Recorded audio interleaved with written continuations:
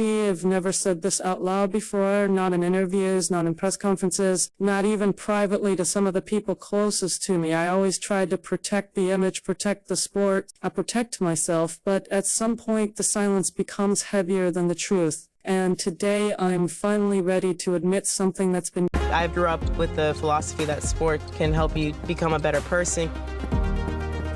And I want to be remembered as somebody who used their tennis to impact other people. I'll take that.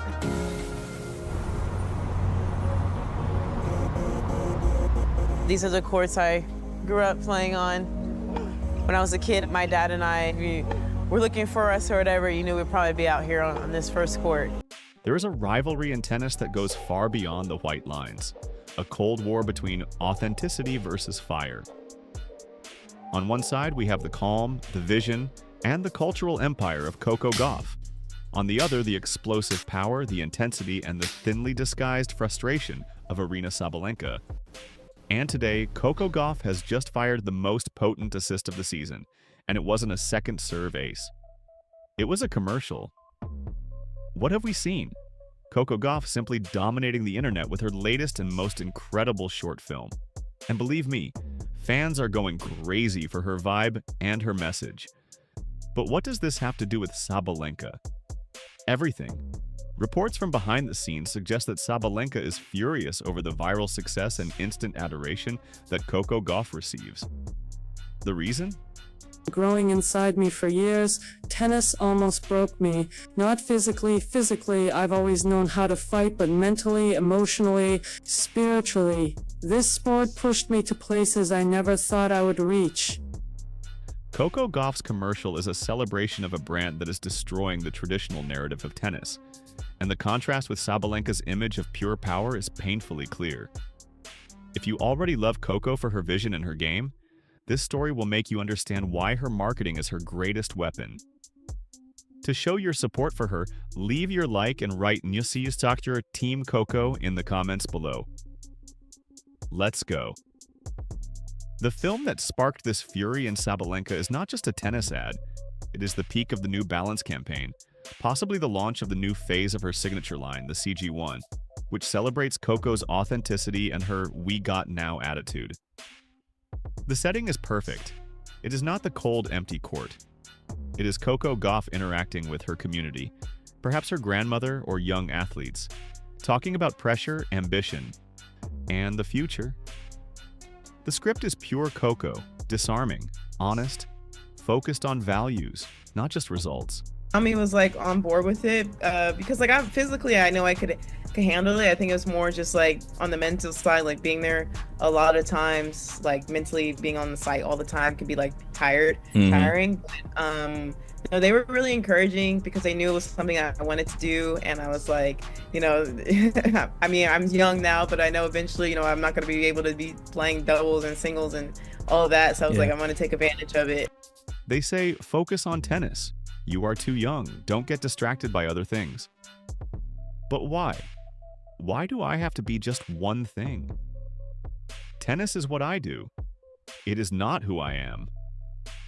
The commercial, with its clean editing, focusing on her genuine smile and connection with people, achieved immediate cultural resonance. It wasn't just tennis fans. It was young people, brands, and the mainstream audience who felt seen by an athlete who refused to stay in her box. New Balance, which has been betting on Coco since she was 14, knows that her biggest asset is the cultural presence she inherited from the Williams sisters, but translated for Generation Z, her total lack of awkwardness under the spotlight, her ability to be effortlessly cool, turns any piece of advertising into commercial gold.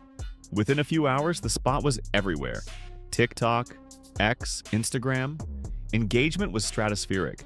Fans were losing their minds not over an ace, but over an idea. The idea that you can be the best in the world, and at the same time, be true to your values. But all this adoration surrounding the Gauff brand lit a fire in the heart of her main rival, Aryna Sabalenka. Sabalenka is the definition of pure power in tennis.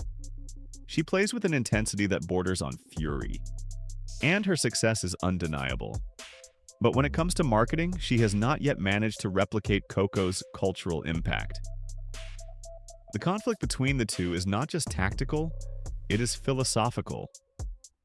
Gauff plays defense, intelligence, and consistency. Sabalenka plays attack, aggression, and brute force. And on the rare occasions that Sabalenka speaks about Gauff's game, that frustration is exposed.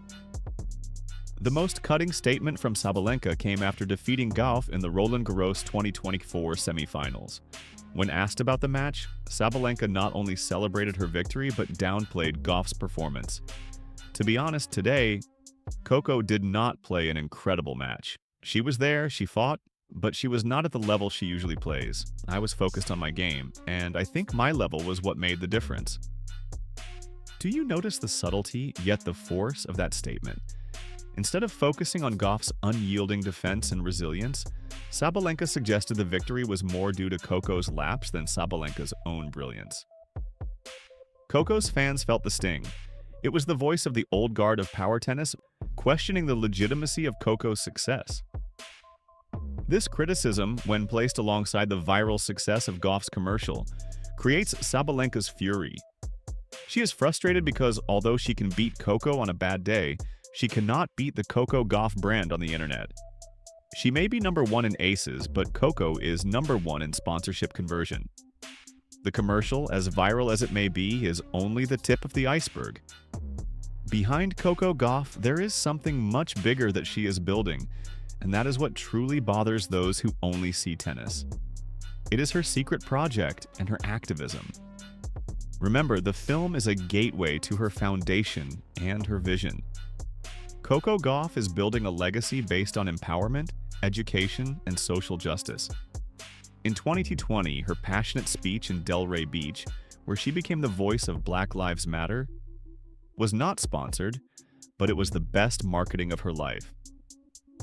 She refused to be silenced for the convenience of the sport. They say, focus on tennis. You are too young. Don't get distracted by other things. But why? Why do I have to be just one thing? Tennis is what I do. It is not who I am. While the Sabalenka brand focuses on brute force, the Gauff brand focuses on moral force. Coco uses her platform to raise causes, from voting rights to the climate crisis, demonstrating a social conscience that attracts lifestyle and consumer brands that value authenticity over performance.